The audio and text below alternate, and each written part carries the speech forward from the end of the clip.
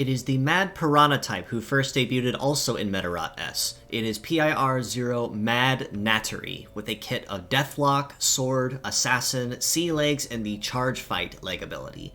Now right from the start, Mad Nattery makes it very clear that his dominant role is dedicated melee, and he's honestly very solid at what he does and very well balanced in that melee role as well, as the Deathlock does allow him to inflict the no defend, no evade debuff on the opponent, as well as slow them down by cutting their heat and cool prep times by about 25%.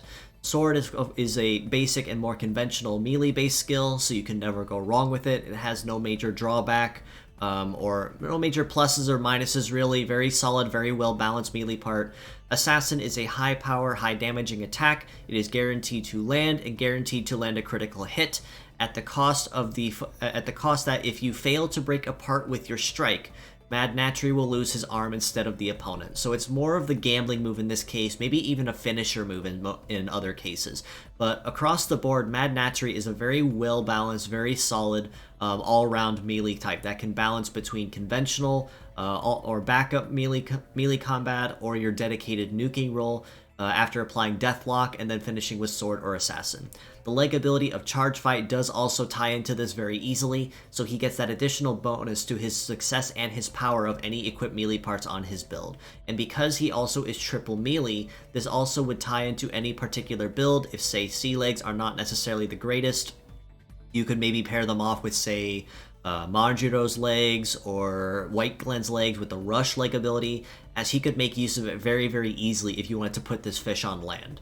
So across the board, as a pure set, I would rate Mad Nattery very solidly at an 8 out of 10. I honestly wanted to put him more at a 7 or a 7.5 out of 10 if I wanted to grade him more honestly, primarily for the fact that Sea Legs do kind of hold him back just a little bit. He does have a natively high and a naturally high evade stat, which is great, so he will be dodging and grazing a lot when he's able to do so, but he isn't necessarily going to be the fastest on the field, and Sea Legs are okay with their terrains across the board, but primarily you only want to use the sea-based legs on the aquatic-based terrain so that you can maximize the terrain bonus compatibility if float legs isn't necessarily an option. But putting that drawback aside, he still is very solid across the board, HP very good, base power, and very well spread, very well balanced melee kit. As mixed parts, I would rate him significantly higher at an 8.5 for the exact reasons above. All three of his parts you could use just about anywhere in any melee-based team that needs that particular melee-based skill. Deathlock also is always a very welcome addition to any particularly high power, high meta team to guarantee that whoever comes behind Nattery, or even someone who comes to finish the job, is guaranteed to do it very quickly and very easily. And in the rare case where Sea Legs are something that need to be used, his legs do provide a very solid ability that further bolster and cement the fact that if you put them on a melee-based fighter, you're going to be getting more bang for your buck and more of a chunk out of each bite taken with this particularly nasty Piranha type.